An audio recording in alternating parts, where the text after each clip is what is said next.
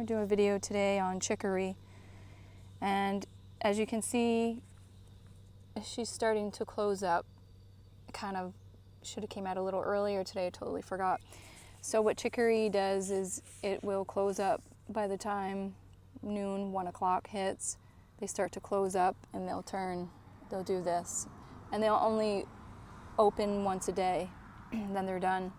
And then other new ones will come. You'll see these little buds here are the brand new ones.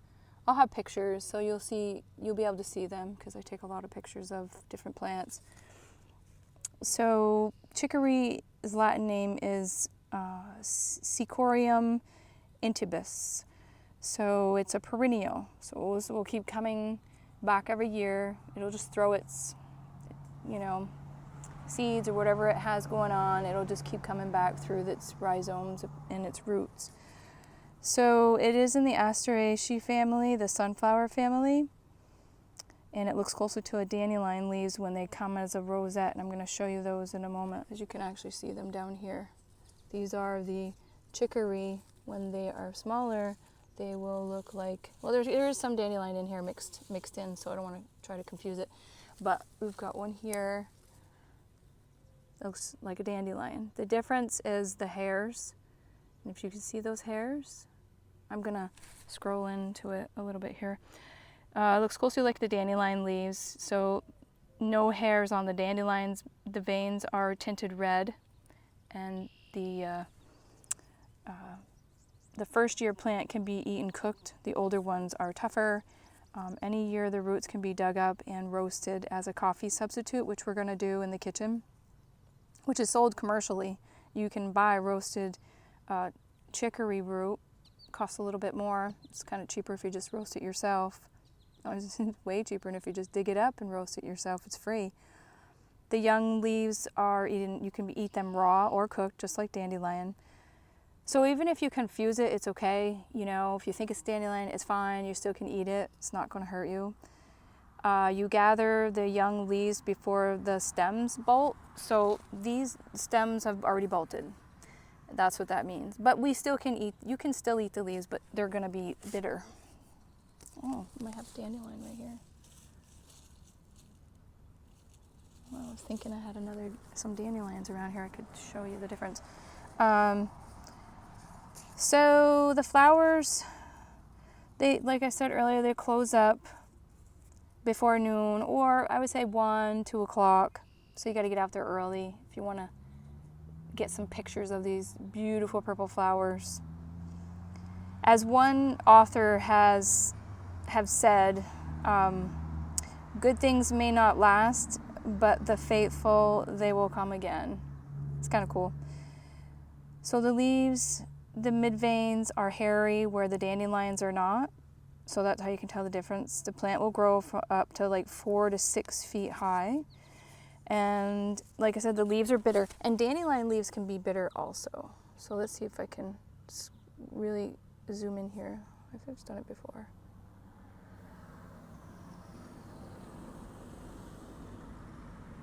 Can you see the hairs on there? So this is the difference between dandelion leaves and this is the chicory.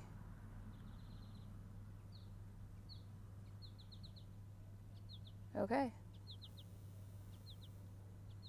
So that's how you can tell.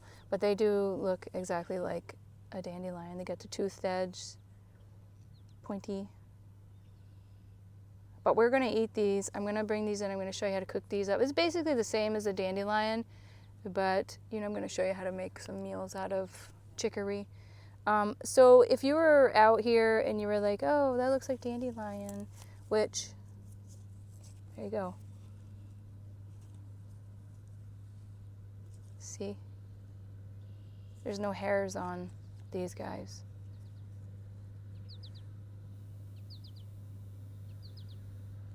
And you can see how clean and smooth, but then you get the chicory have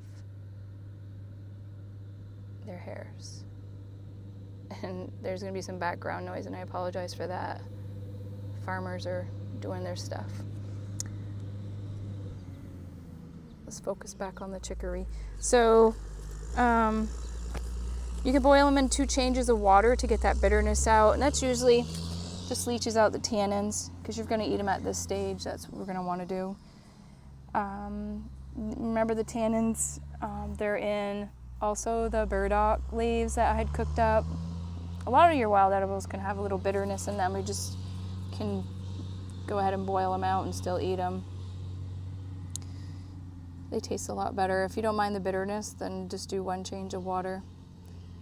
So the chicory crowns are best when the leaves have barely emerged, which I just said, you know, you can pick them when they look like a dandelion stage. And if you don't know it's chicory, it's fine because it's still edible. But that's how you can look for the hairs on it to see the difference. So the first year roots can be cooked as a vegetable, similar to the dandelions. The roots are small and hard, but you know, they dig up hard because they like disturbed places and gravel areas. You'll notice they're in the driveways and you have to pull them out. But the cultivated plants are much bigger, obviously, because they're cultivating them, just like I cultivate a lot of my own roots for different things. And I get more of an abundance that way. So you collect the chicory roots for the roasted roots in the fall or in the early spring, which is fine. I'm collecting them now, you know, just because I'm doing this as a educational thing to teach you, you know, your wild edibles. So before or after they flower. So right now they're flowering. Well, they are and they aren't. Their flowers are out and then they'll go in and they'll go out. But they're talking like in the beginning, like the spring or in the fall, when everything's done flowering. And the reason why we say this is because in the springtime, all your energy is still in the roots and the flowers. And then they'll go to, the roots and the leaves. And then they'll go into the flowering stage. And then all the energy's into the flowers. So you're losing a lot of your medicinals. So you want to wait till the fall if you're making medicine or coffee or things like that. Unless you're desperate and you really need the roots to make some coffee, then go ahead and get some and dry it up and roast it and you'll have some. So you want to roast it in the oven for 325 for 20 to 40 minutes. I always say just watch it because stuff can burn really fast. And also this acts as a strong diuretic. So if you need something that's like a strong diuretic, then this would be for you. So the leaves, the flowers, the roots are all used.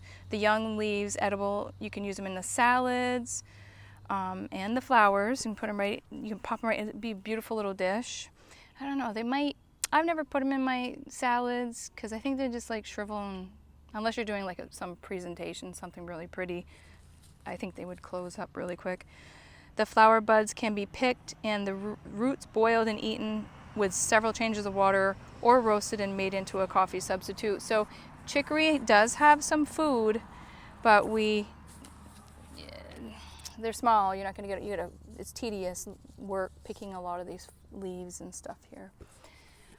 Like dandelions, there's so much dandelion that you could eat them all year round.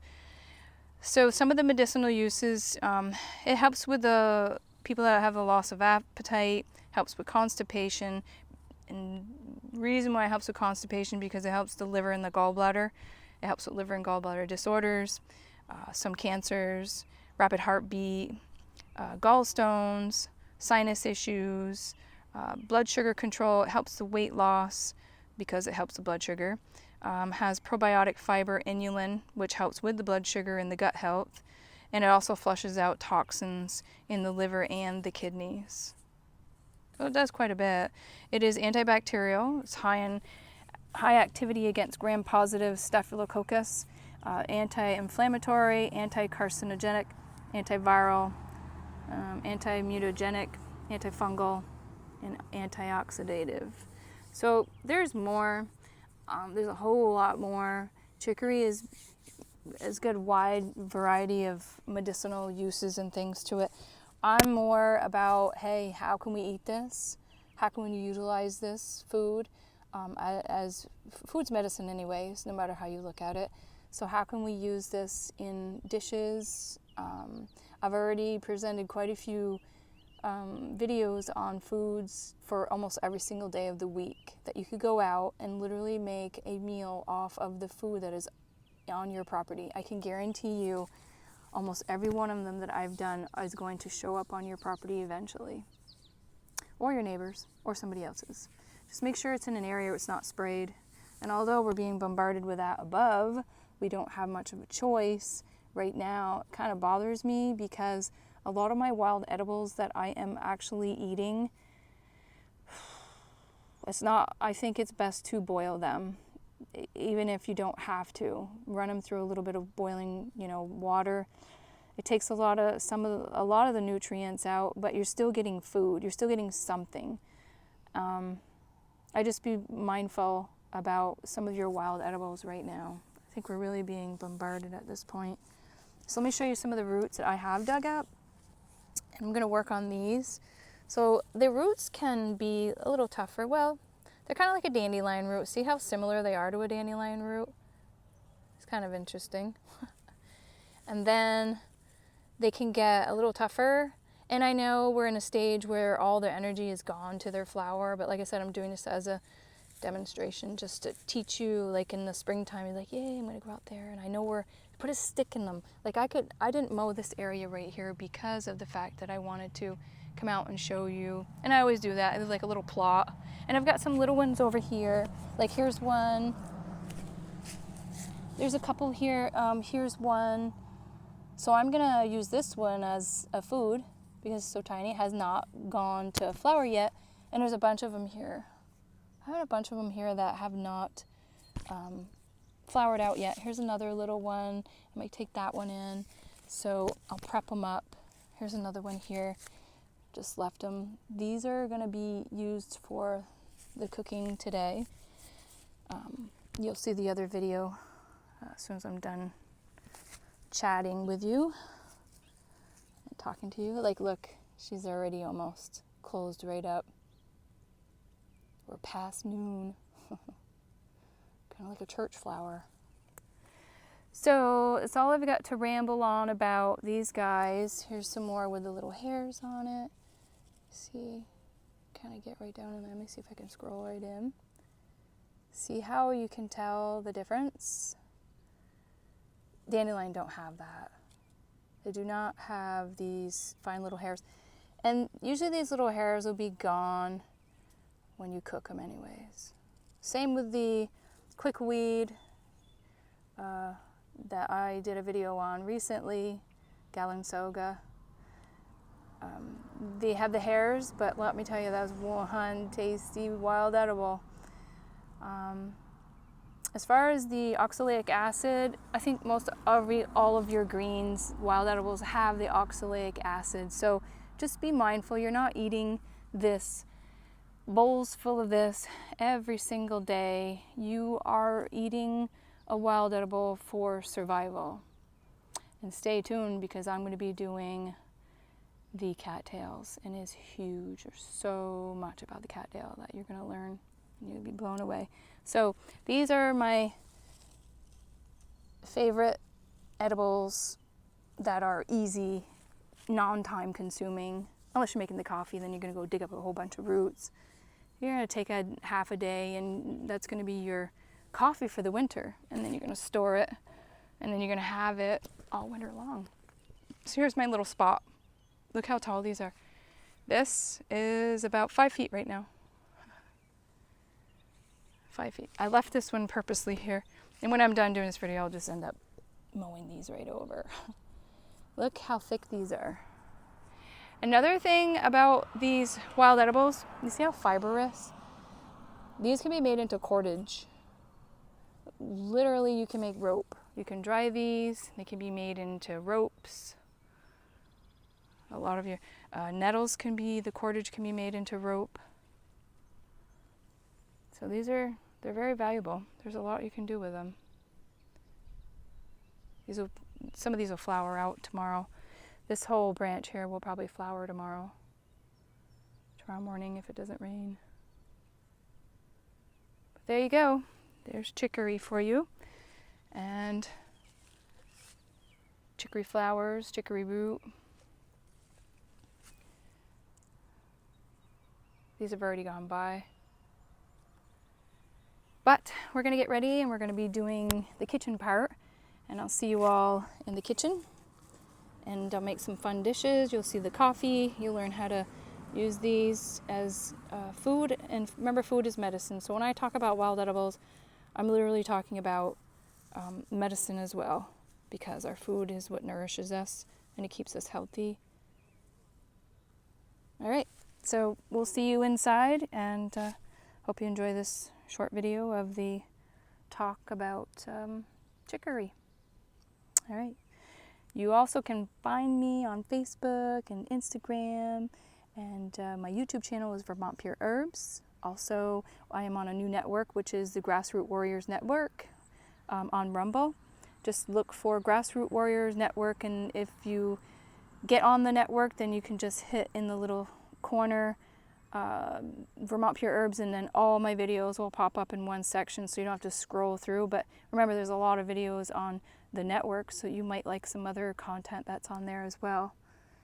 All right, everyone, I hope you are having a great day. Visit my website, vermontpureherbs.com. Peace. Hey, my friends, I'm back, and I'm doing the video on the chicory, which is, the Latin name is Cichorium intybus. Some Latin names are a little harder for me to pronounce.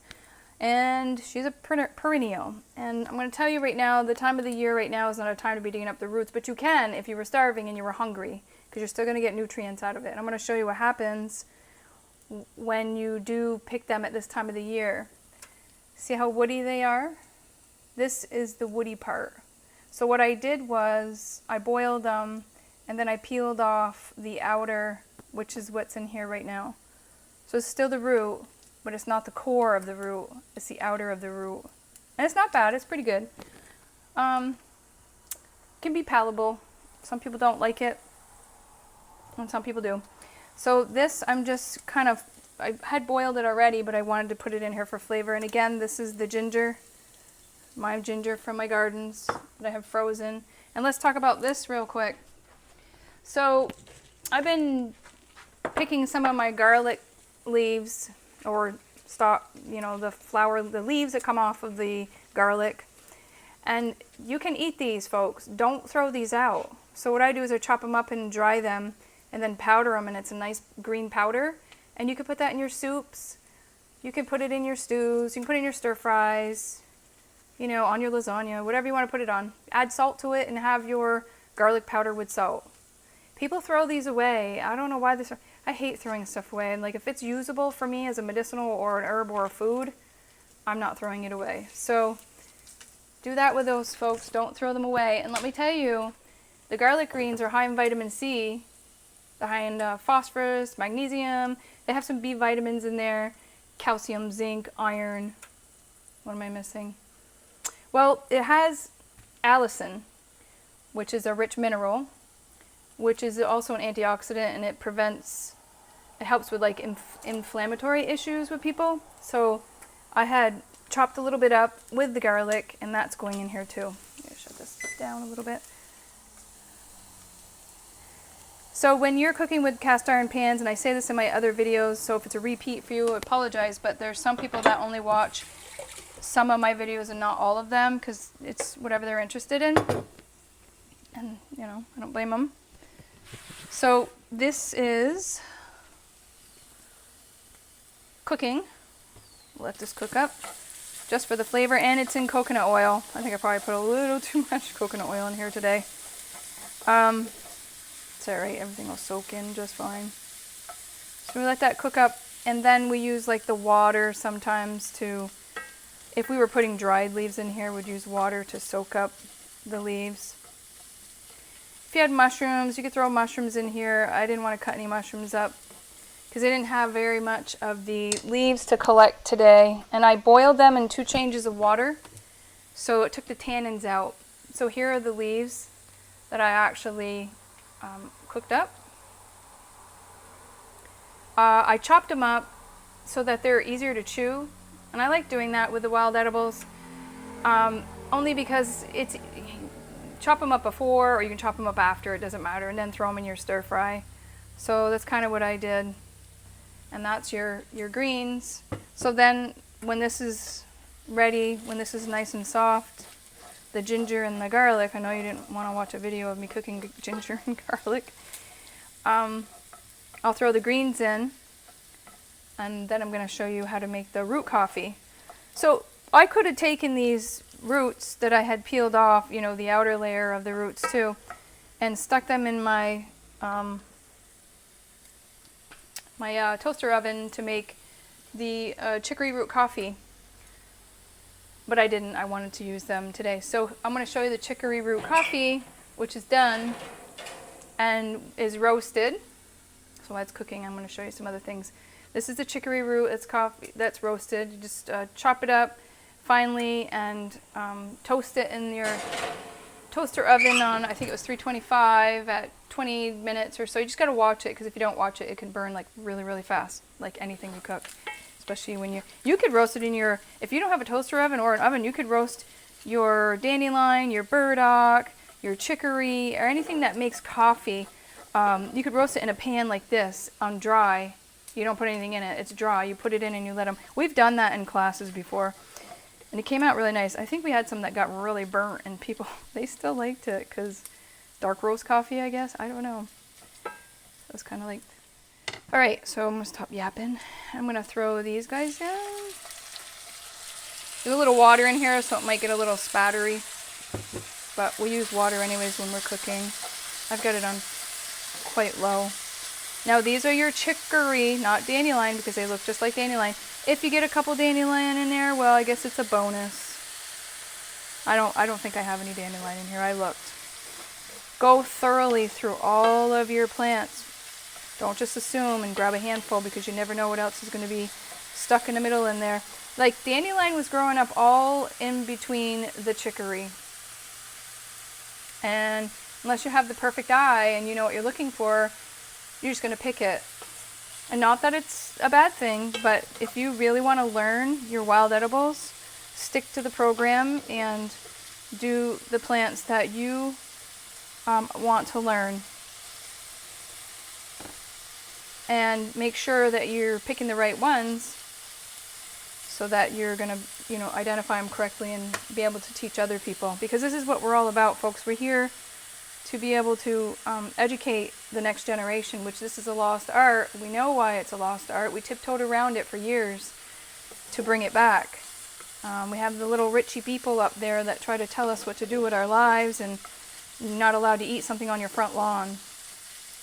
And although grass was, if you look it up, grass really wasn't something, and the rich people grew grass because they wanted their lawns to look nice. People always had gardens. And remember, it's your constitutional rights to grow gardens in your backyard. That's our constitutional right. So start your homesteading, farm. Make sure you dig up those laws. If somebody tries to tell you you can't do something, you make sure you know what you're, you know, come back and tell them what they can do with their fake laws. Sorry, I'm just rambling on.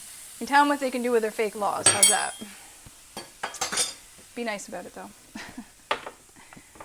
So this is almost done because it doesn't take very long. It takes me more time just to prep everything than it does to actually, you know, the prepping is the most part, is picking it, washing it, chopping it, getting it all ready to eat. Well, this would have looked nice. This would have been nice with some mushrooms. I guess I should have put some in. You know what else you could put in here? And I've said this in my other videos. I've seen people do it. Like, and I'm not a can person. I don't like things from a can because of the metals. But you could do your own canned tomatoes. If you stew your own tomatoes in the fall, you could throw some in there. Or potatoes. You could, remember those are nightshades, but chop up some potatoes and have this with potato in it. You guys that eat, you know, sausage and things like that, you know, it's you could throw that in with there. I don't eat that stuff, but stewed tomatoes would be nice in here, and then you could use that on, you know, pasta or rice or quinoa. I've done dishes with quinoa. So that's that. This is pretty much done. I'm going to shut it off before I burn my poor mitt. All right, so we're gonna plate this up now. And you get to see how beautiful it is.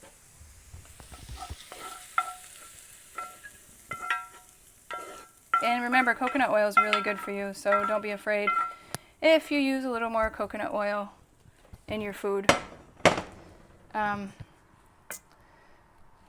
Wish I had a little flower to put on here, it would have looked pretty. So I'm going to turn you around so you can see what's going on, because we're going to show you how to do the coffee now. So we have the we have the beautiful little dish that we just made. We'll set that over here. Now, when you're making your root coffee, you're going to roast them up like I showed you. I use this, but if you didn't have one of these, I've told you before that you could use a martyr or crush it up. In other ways you can crush it up as much as you can. And then what I do, I save my jars that are small like this. I don't remember what was in this, probably sauerkraut or something. Here is the root coffee. It's very dark and it can be bitter. So make sure you label it. It can last for years, and I mean years. Now I have one of these. You can make this in your coffee maker. I don't use a coffee maker, so I like this because it's like a one. You can find these anywhere. They're really cheap.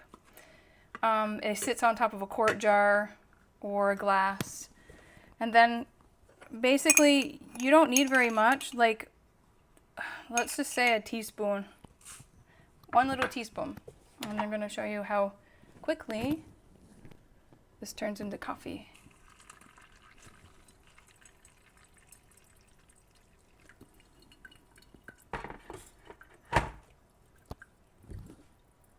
And that's it. It's brewing. Look how dark that is. That coffee it's going to be a little bit bitter, but it's a coffee substitute. Can't say it's coffee because it doesn't have caffeine in it. It has inulin, and so does dandelion. And burdock, I don't know about the inulin as much, but it's great for the liver. So that was just a teaspoon. And if you wanted it even lighter and not as dark, just put a half a teaspoon. Do you know how long this would last you? This little bit here would last you quite a bit. If you're drinking one a day, should last quite a bit, quite a long time. Make sure you mark everything and date it and put where you got it from. Always mark and date things. So I have had things before in jars. I'm like, oh gosh, I forgot what that was, because they look so familiar. Everything looks alike. Everything looks all the same. Your greens look the same. Your dried coffee substitutes look the same. It's like, ooh, until you taste it, and then if you've had it as many times as I've had, then you understand that the taste is very unique. So you can add a little bit, and I've done this with the burdock before, and when you're done, you just can compost it. Throw it away, compost it, whatever you want to do. And there is your chicory root coffee. And when there was rations of coffee, that's what they did. They used chicory, dandelion. Our ancestors survived. We can survive too. That's why we're here, because of them. So there is your chicory coffee. I've showed you how to make coffee out of dandelion, burdock, chicory, and there's another one. There's others I'm going to be doing soon also. So save your roots, dry them, wash them, dry them. Make sure you wash them really good. Wash them, dry them, roast them, grind them up, put them in your jars. Save these for coffee for the winter. And here's your lovely meal that you can have from your chicory. And we are in a time when the chicory has actually gone to bloom. So a lot of your books are going to say, oh, don't eat it. It's past its time. It's going to be bitter. Yeah. Well, if you do it in the change of water, and they say, why bother? Well, when you're hungry and you're starving and you have nothing else to really eat, That's why you bother. And this is what it's all about, is teaching you these wild edible skills, things that you think are weeds and we mow them over all the time. Be a little more mindful. Like I do, I keep like little patches on my lawn, then I harvest and then I just mow. But you know, that's me, because I'm an educator. That's what I do, is I show people how to eat wild foods, because that's what I was taught for years. And believe me, if you don't know what you're doing, please ask someone to teach you. You know, don't go and just assume, even though you're watching my videos, you may say, well, that's what she said. Well, sometimes you're picking the wrong plant. So identify, identify, identify. Do it 3 times in 3 different books or videos. Watch a lot of them. If they're all saying the same thing and you find that right plant, keep doing it. Don't just take my word for it. Even though I am a master, I have my master's degree, you still can go on other platforms and other YouTube channels and find more information that I'm probably not giving to you. So there you have it. There's chicory. This is your roots and your leaves, of course the ginger and garlic. And yes, you can find ginger and garlic in the woods, wild. You can get leeks. You can find other things to cook with that are going to give flavor. If I had a chicory flower, I'd put it right on top. It would look really pretty. So there you are, folks. I hope you enjoyed this video. You can find me on Instagram, YouTube. My YouTube channel is Vermont Pure Herbs. All my platforms are Vermont Pure Herbs, so it's Instagram. My Facebook is Vermont Pure Herbs, and my website is vermontpureherbs.com. So enjoy, and have a great evening. Peace.